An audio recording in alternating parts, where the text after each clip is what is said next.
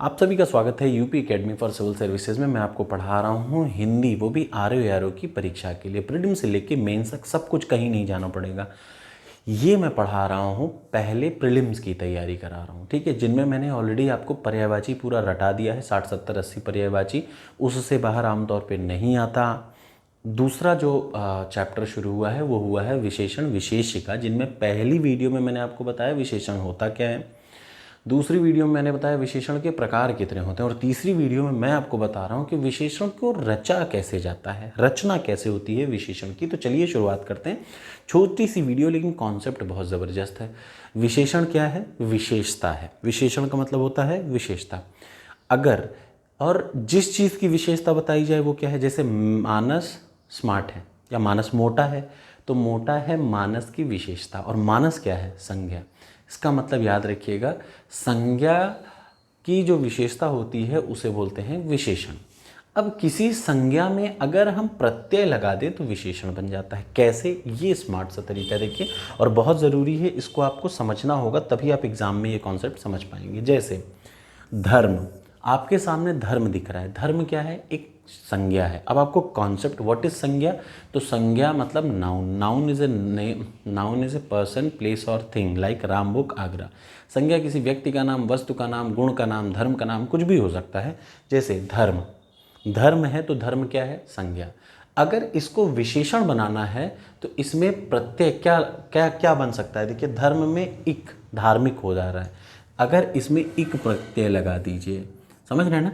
अगर किसी संज्ञा में प्रत्यय आप जोड़ देते हैं तो ये क्या हो जाता है? धर्म प्लस एक, धार्मिक। ठीक। अब यहाँ पे आप देख रहे हैं चमक है, तो चमक में अगर आप ईला प्रत्यय लगा दीजिए तो बन जाएगा क्या? चमकीला। इसका मतलब अगर किसी संज्ञा में आप प्रत्यय, अब ऐसा नहीं है कि हर चीज़ में आप जोड़ के बना सकते हैं, लेकिन कुछ चीज़ों में आप जोड़ के बना सकते हैं। मैं आपको जब एग्जाम्पल अभी पढ़ा रहा हूँ तो मैं इसमें कोई वो नहीं करूँगा, इसमें मैं मैक्सिमम 100-150 एग्जाम्पल हैं ही, वही रटाऊँगा पूरा, वही एग्ज़ाम में आते हैं। ठीक है, तो पहले मैं आपको पृथ्वीनाथ पांडे के सारे एग्जाम्पल रटाऊँगा, फिर मैं 30 सालों में जो प्रश्न आए हैं उनकी एक PDF दे दूँगा, आप उसको सॉल्व कर लीजिएगा। तो देखिए, धर्म में अगर इक प्रत्यय लग जाए तो धार्मिक, चमक में अगर ईला प्रत्यय लग जाए तो चमकीला, मुख में अगर इक प्रत्यय लग जाए तो बताइए क्या होगा? मुख में अगर एक प्रत्यय लग जाए तो मौखिक, गुण में ई लग जाए तो गुणी बन जाता है, अर्थ में इक तो आर्थिक हो जाता है, धन में वान प्रत्यय। अच्छा, उपसर्ग और प्रत्यय में उपसर्ग हमेशा पहले लगता है, जैसे धर्म में अ लग जाए तो अधर्म, आगे जो लगे वो उपसर्ग, याद रखिएगा, अ से आगे, प्र से पीछे। उपसर्ग का मतलब पहले लगना, प्रत्यय का मतलब पीछे लगना।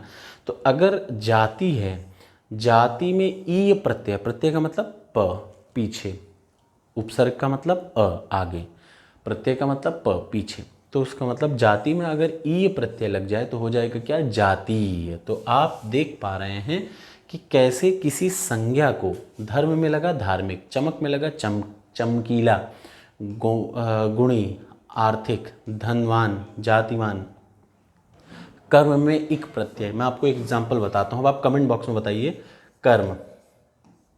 ठीक, कर्म में अगर वान प्रत्यय लग जाए तो बताइए क्या बन जाएगा? कमेंट बॉक्स में।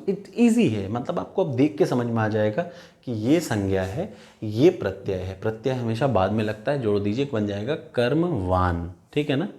ठीक। और अगर शर्म लिखा है, अब आप इसको कमेंट बॉक्स में कमेंट करिए, इसके बारे में आपको कमेंट बॉक्स में कमेंट करना है, तभी आप पढ़ रहे हैं तो मत पढ़िएगा। शर्म में कौन, इसको अगर मुझे विशेषण बनाना है, ध्यान से सुनिए, शर्म एक क्या है?